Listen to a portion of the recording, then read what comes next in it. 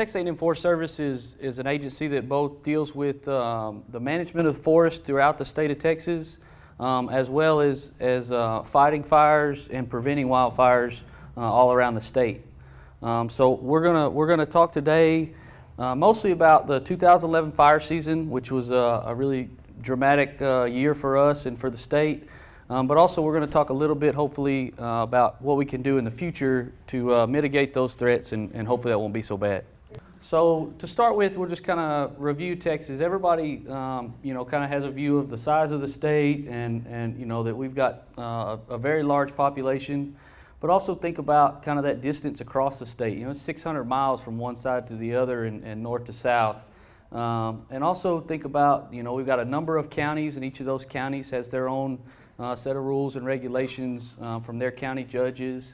And finally, think about the land ownership. You know, this is a major portion. We've got 63 million acres of forest land here in the state of Texas. And that's a very large, you know, amount of land to cover, both for my agency, but then also think about the fact that 95% of that land is in private holding. So if you live in Montana, it might be the exact opposite. Or if you live in Wyoming or someplace like that where the BLM or the U.S. Forest Service owns most of the property. Here in Texas, we own the property as the private, you know, the private individual. And so as part of the Forest Service, our job is to work with private individuals more than anything else. And that presents its own challenges. The Forest Service has 400 plus employees. About half of those are in the wildfire sector, and the other half work with land management, both urban forestry and then industry and private landowners. So it's split pretty much down the middle. And one of our main jobs, besides fighting those wildfires, is assisting the volunteer fire departments and the municipal fire departments so that they have everything they need to do, you know, on their side of things. And if you look at the statistics, the Forest Service only responds to about 20% of wildfires. So the other 80% of wildfires are something that the volunteer fire departments take care of themselves. On the other hand, those 20% of the fires that we are called out to respond to, they burn 80% of the acreage that total burns. So we get called to the large fires, the catastrophic fires, the ones that really the volunteer firemen, even with a little bit of mutual aid, are not able to handle inside their county. And so it's our job to assist them when we need to. And that's what we're going to talk about. We're going to talk about this 20%, the really big fires. Okay, so we're going to go back a little bit, not way back into history, but we are going to kind of review some things. So this is 2011. We're going to call this a 2011 wildfire season. We also, many of you have heard about the 2011 drought, but for the sake of argument or for these statistics, you know, this really is going to start in mid-November, because that's when we started having fires because of the drought. The drought didn't really know there was a calendar year. And that's going to go through October, where basically we started to get a little bit of rain, and we're able to get a handle on that drought a little better. And, you know, the main thing to take away, there's a lot of numbers up there, but in that 1 year period, total there was 30,000 wildfires in the state of Texas, and we lost 4 million acres. All right, we discussed that 63 million acres of forest land, so we lost a large portion of land right there. And you know, some people like to look at this number right here, which is 4,000 homes that were lost in 2011. Those are homes that were completely burned to the ground. But a number that we like to remind folks of is that we saved 40,000 homes. So that's a lot of work, and that's not just the responsibility of the Forest Service, but that's the work of the volunteer fire departments, the municipal fire departments, out-of-state resources that we'll review. So there's a lot of work that went into that. One more thing to kind of review is as we start talking about these large fires, how do these fires start and where do they start? As you kind of heard when I started, one of my main jobs is dealing with wildfires in urban areas or adjacent to urban areas. It's what we call the wildland-urban interface, the area where those two things intersect. And if you'll look at this map, every dot in red is a fire that started within 2 miles of a community. This is from 2005 to 2011. And you can see that there's also some black dots on there. Those black dots are fires that started outside of that 2 mile area So most fires that we have, especially anywhere in this eastern half of the state, most of the fires that we have start in the wildland are going to be within 2 miles of a community, and therefore they're threatening that community. Anything that's within 2 miles is something that we consider a threat. So keep that in mind when we're talking about these fires. They're not just occurring out in the Davis Mountains, or they're not just occurring out in somebody's timber property over in Crockett. They're right outside our doorstep. So these are fire seasons. We're going to talk a little bit about some fire weather and droughts and what causes these large fires, but these are years in the past, in the recent past, where we've had really bad fires. It used to be that we had a bad fire season once every 10 years. Well, and maybe then once every 5 years. Now we're looking at, almost every other year. And you can attribute that to what you want, but the fact is that we are having worse and worse fires and worse fire seasons. Those fire seasons are actually lasting longer also. So where maybe I might talk about a fire season lasting from May to August during the summer months, in 2011 we had a fire season from November to October. So the entire year we had fires. And keep that stuff in mind as we go through this. Now this is kind of a setup for what happened in 2011. You can see the red line through the center is average rainfall for the state of Texas, roughly 28 inches. That changes drastically across the range, but overall Texas should receive an average of 28 inches. And you can see we've had some pretty bad ones over the years. There's a drought in the, like I think that was in 1919, and then this is another drought in the 50s. This was what people think of as really a historic drought, but these records go all the way back to 1895, and you can see the lowest dot on here is 2010, 2011. So that was the worst drought. We had 13 inches of rain on average here in Texas, less than half of what we expect. And so that's kind of your setup. But if we look further into this, we want to see, well, we had a drought. How was there anything to even burn out there? If there was no water, how did we grow a thing? Well, what happened was in 2010, we had a really bumper year in terms of rainfall. So this map shows basically spring and summer rain in 2010, the year before that major drought. And the blue, that darkest blue color, is 200%. That means they got 200% of their yearly rainfall in those locations. And that was both from Hurricane Alex and a tropical storm that we had.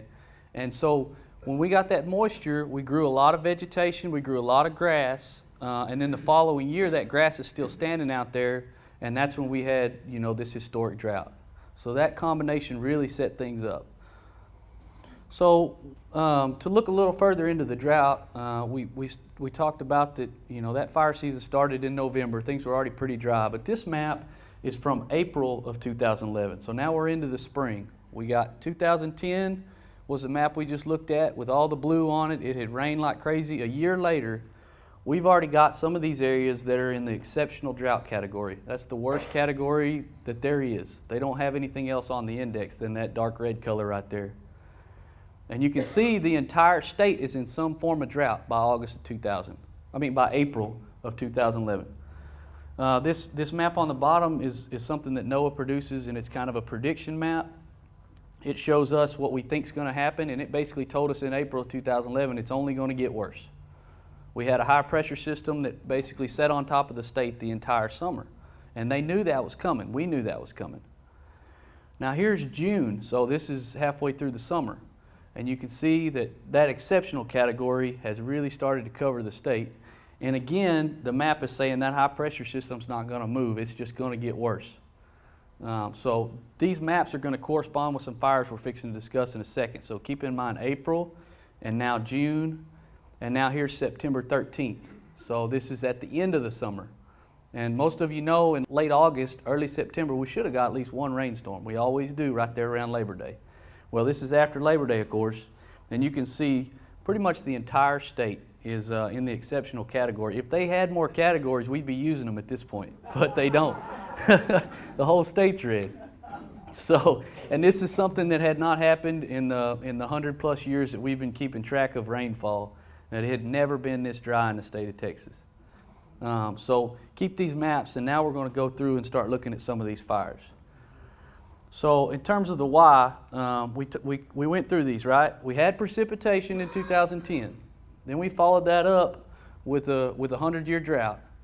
And what we call fuel, and you're going to hear me use that word a few times, fuel is that vegetation that's now dry. And for a forest fire, fuel can be dry grass, it can be trees, it can be your house. Anything that can burn is considered fuel for that wildfire. And so in this case, we've got a whole bunch of fuel, and it's real dry, and then we had a lot of weather conditions to go with it. Okay, so we had basically the perfect storm in terms of conditions, and we knew this going into it, right? We showed you the maps. We were prepared for what might happen. Well, here's the other thing we were prepared for. I showed you those years. 2006 was one of them. 1998 was one of them. A number of poor wildfire seasons we had where things were really bad in the past, and we started to learn a lot about this. In 2006, some scientists at NOAA and some meteorologists, they called the Forest Service and they said, we think we have an idea why your fires are getting worse and worse. And they presented this map to us, okay? And what they term this is a Southern Plains wildfire outbreak. And a word we use for it is just a firestorm, all right? This is akin to a hurricane or a blizzard or any other weather phenomenon. This isn't just fire. This is fire combining with weather to create basically a natural disaster. And it occurs in these southern plains. So Kansas, Oklahoma, and Texas are the main ones that would be affected by this. And what happened was these meteorologists looked at what was going on. They went back and looked at the worst of the worst years and the very worst fire days that we had. And they found that every time we had a very catastrophic fire, we had a low pressure system in Kansas. We had basically a dry front come through, and then we had these overriding pressure gradients that caused high winds out of the west. And this is kind of a list of what they presented to us, and they said, here's what's happening each time we have a really bad fire. All these combination of events basically create a perfect storm, and if you have one spark, it's going to be something that we can't stop. So you can see from that map again all the different things that have to come together. And we may go 2 or 3 years and never see this type of thing. And if this type of gradient sets up, but we don't have those heavy fuels, we may not see bad fires. But when you combine this type of map with the 2011 drought, we really had a combination that is catastrophic. So here's all those bad fires that they showed us. Going back all the way to 2005 forward, we started tracking these days. And we really were able to predict when our worst of the worst days were going to be. But you can see that this is spread out over a number of years. This is 10 days total over this number of years. And in those 10 days alone, we had 2,000 fires. We lost 2 million acres and 22 fatalities, 1,000 structures or homes that were burned down. So these are the worst of the worst days. But that's over a 10-year period. Now this is 2011. These are the number of firestorms we had in 2011.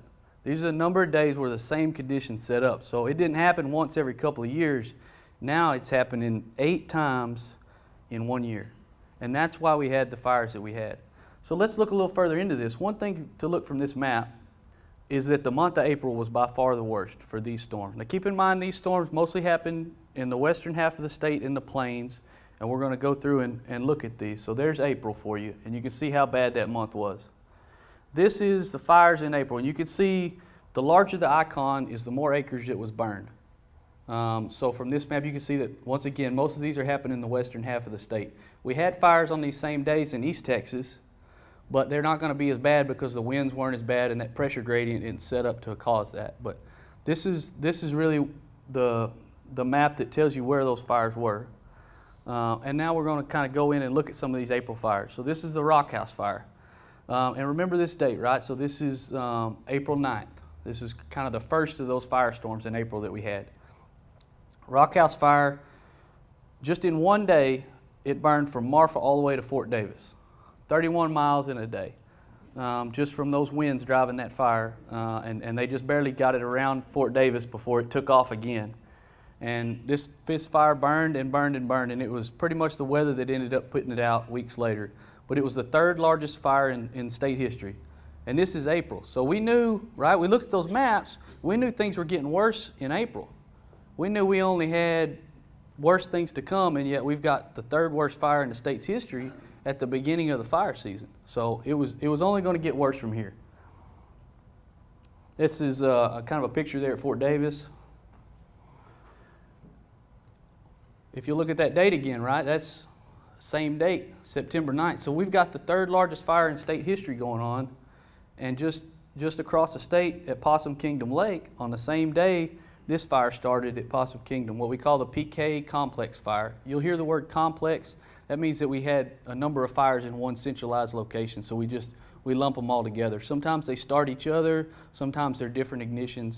But this fire started just on the north side of the lake right up here, and then it just really took off over a number of days. And this is something probably a lot of people are seeing on the map.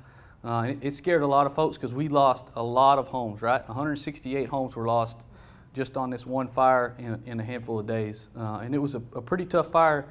And now this is the 8th largest fire in state history. So these happened on the same day, right? This is a picture of a couple of game wardens that were helping with evacuations during the fire. And you can see that fire burned right up to the lake. That's the only thing that stopped it in many cases was the water. You can see there, it just took the homes right off of these cliffs. So it was a tough fire. It was really an eye opener for a lot of people. This is, like I said, the beginning of the fire season. Okay, there's the Wildcat fire. Now, what's the date on that one? The 11th, right? So it's only a handful of days later. Basically, the same conditions are still set up, those same winds, that dry weather, and we're stretched thin on two of the largest fires in state history. And now we've got the 7th largest fire in state history that starts 3 days later. So April was a tough month. 425 homes burned total. This was over a number of days, but we lost a lot of homes on that, and that was in Tom Green and Coke counties, which is not all that far from the PK complex. So there's the map, April 15th. That's basically over a several-day period where we had those firestorm conditions, and you can see that not only have we got the Rock House fire here, 3rd largest fire in the state. We got PK is right here. There's Wildcat, and then of course look how many other large fires we had out there in West Texas. This is just over a 6-day period. So it was a pretty tough time. Things kind of calmed down. The weather changed a little bit, and now we're looking further into the summer. We looked at that map and where that drought was at further into the summer, and we can see there. But now we've moved a little bit later into spring into summer. This is the Bering Fire in Polk County. Some of you may be more familiar with this one. Anybody that's around East Texas would know about this one. But this was a 20,000 acre fire, which is a large fire for East Texas, one of our largest that we had at that point. And the main thing here to think about is we lost anywhere from $12 to $18 million worth of timber just from that one fire. So not only did we lose, a couple of homes, but this is one of those fires that was burning in heavy timber country and was a pretty tough one as well, and really woke up the eastern half of the state. Everybody's watching what's going on for several months in the spring in West Texas, and then these really bad fires started to get out of control in East Texas as well. And all these fires we're looking at are the kind of fires that we can just about not do anything with. They're burning so hot, and the winds and the weather are so poor that we just can't do anything but hardly get out of the way until the weather changes. So now let's move a little bit further. What did that map look like in September, right? The entire state is in that exceptional drought category. This is August 31st, so things have really started to get bad. This 101 fire was pretty scary because this is right back in the same area as the PK complex fire. They made it all summer. They worked really hard to keep track of things. They're under, the whole state's under a burn ban, but we finally had a spark. I don't remember the cause of this specific fire, but this is another one of those firestorm days, and they lost another 39 homes. And these, as you can see, these aren't cheap homes, right? These are some expensive, both vacation properties and homes. But this was a tough fire. And it was one of those things where they felt like that, they kind of got hit a second time or third time, and it was really starting to wear these folks down. So those are kind of the fires that we had in 2011 during those firestorm days. We discussed how that pressure gradient can cause these fires in West Texas to be completely out of control. And when the wind blows 40 miles an hour and we have those really low humidity levels, there's just nothing a firefighter, You can't fly an airplane in it to put water or retardant on it. There's just not a whole lot we can do but try to evacuate people. Well, in East Texas, that's not something we deal with as much. We hadn't seen those type of conditions, and those firestorms really are something we think of as mostly in the western half of the state.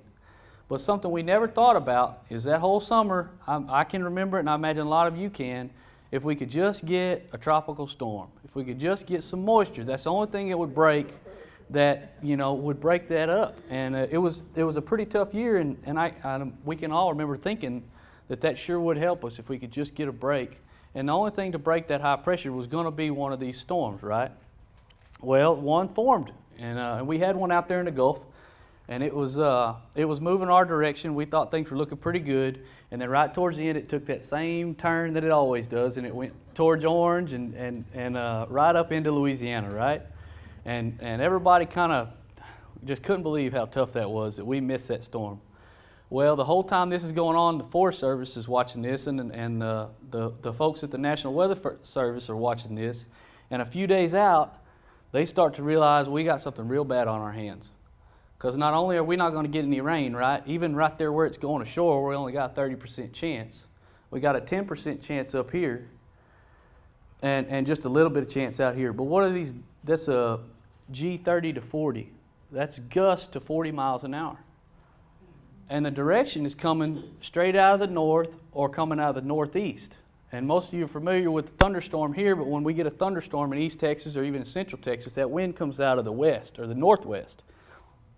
It never comes out of the north to the northeast, except when we have one of these storms, these hurricanes or a tropical storm.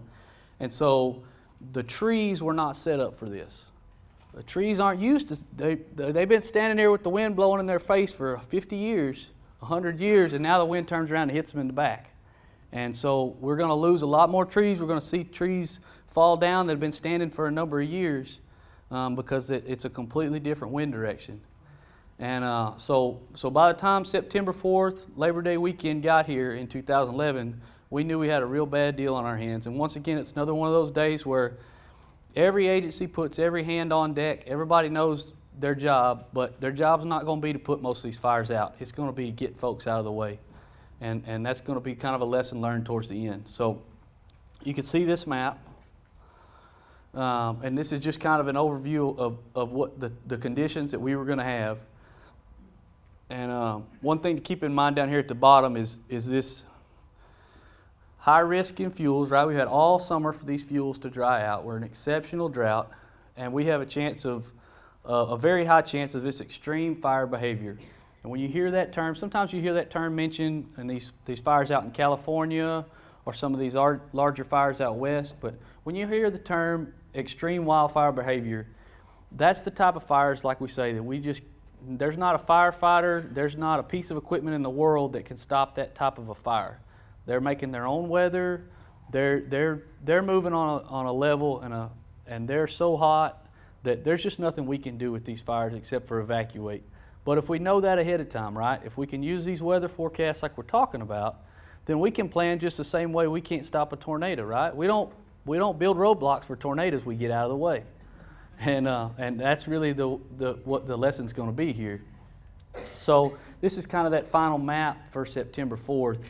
And you can this map was of course made prior to the fire.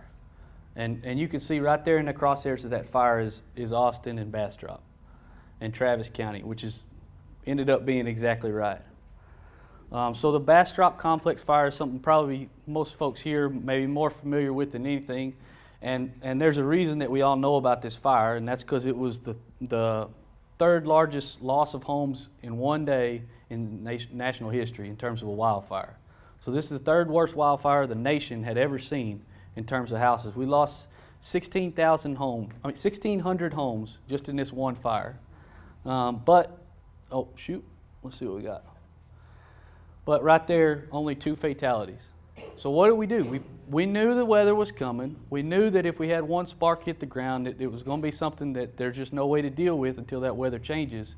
And the folks there in Bastrop, deserve a lot of credit for getting this number of people out of the way.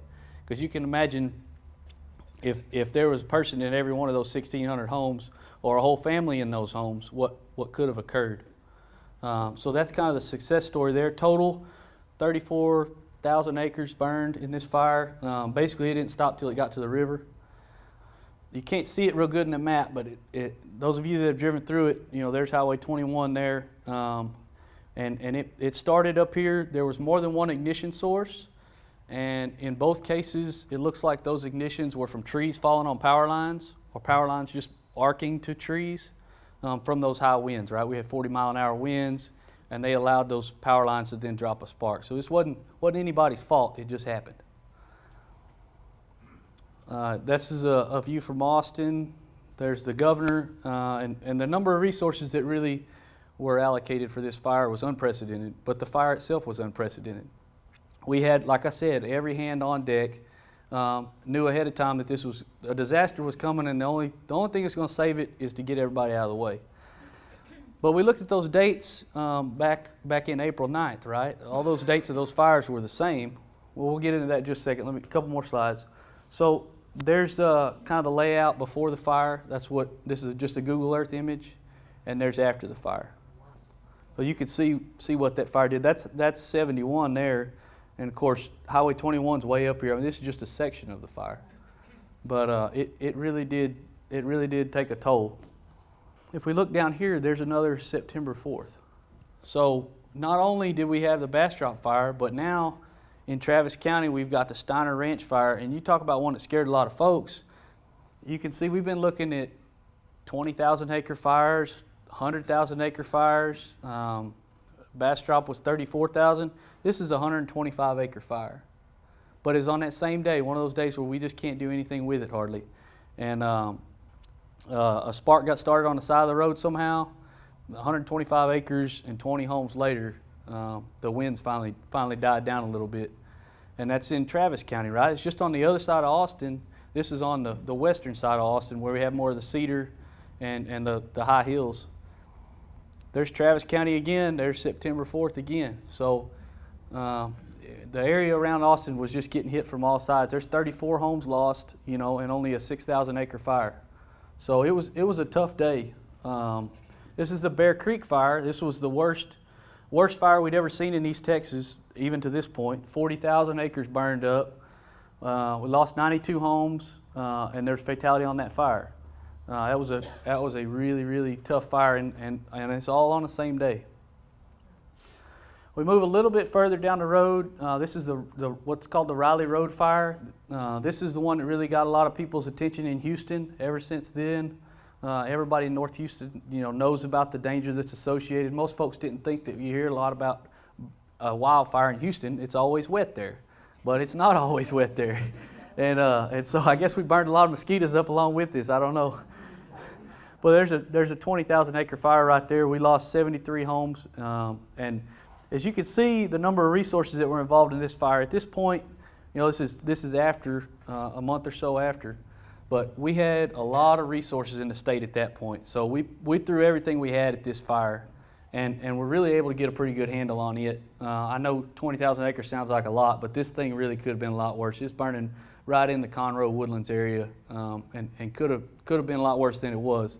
But at that point, we had some help. It was late in the fire season, and the weather kind of turned around for us.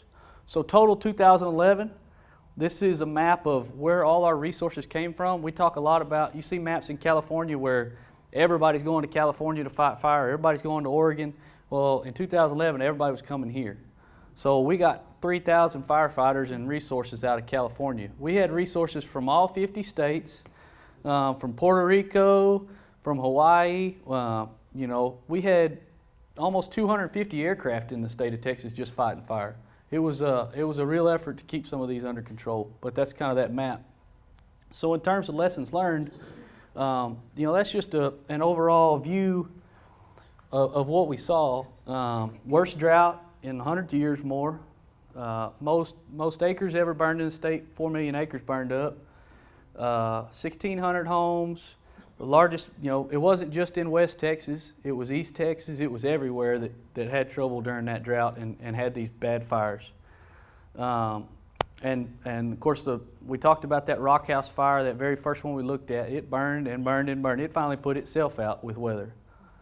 So it was just a really tough year all in all. But The thing that we looked at all through is that we now have these weather predictions, right? We have a way to really know when the worst days are. There's nothing we can do about, putting these fires out when the wind's blowing 40 miles an hour, you can't fly an airplane, and the flames are at 100 foot, they can jump over I-20. There's just nothing we can do with that, but we can plan ahead, right? We can predict when the worst of the worst is going to be here, and as homeowners, we can also kind of prepare for that. So I'm just going to go a little bit into this for a few seconds, but I want to, anytime we have a captive audience, we try to remind them that there are things that they can do to deal with this type of stuff, right? We can't put this fire out, but if we could save our homes and we could save our lives, then, at the end of the day, we've done our best. So the FireWise communities is something that started at the federal level. It's something that we've really taken to heart here in Texas, and it's a way for you, yourself as a homeowner, and a way for your neighborhood to really deal with this threat and manage or mitigate these high hazards. One thing from this map, I'll talk about this just a few minutes, but these are kind of the different zones around the home, and this is one of the main cores to how you protect yourself, is to look at the ignition sources 30 feet from your home, then this 30 to 100 feet, and in some cases this 100 to 200 feet. These are the zones around your home, how you can really, on a manageable way, deal with protecting your home. So this home ignition zone, it extends 200 feet from your home, and that's not just your house. That's your wood deck that's attached. That's your wooden fence that goes out 100 yards from your house. Anything that can burn, as we discussed, will burn when it's dry like this, and it's all fuel. Whether it's a fence that you built yourself, or it's that deck that you had installed that's made of wood, it can all burn. So when we're talking about the area that can light up, we have to extend that 200 feet away from anything that's ignitable first.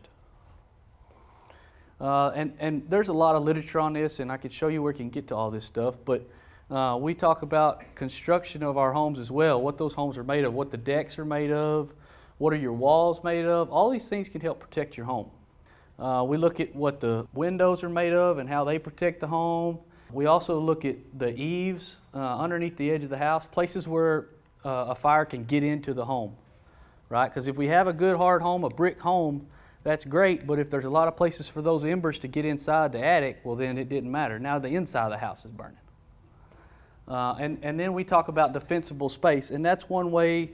Defensible space is just a term to define that area closest to our home, that 30 feet. And we really want to spend a lot of time inside that area. And so there's a lot of literature out there on how you can manage not only what your home's built of, but your landscape, your yard and the trees and everything else around you.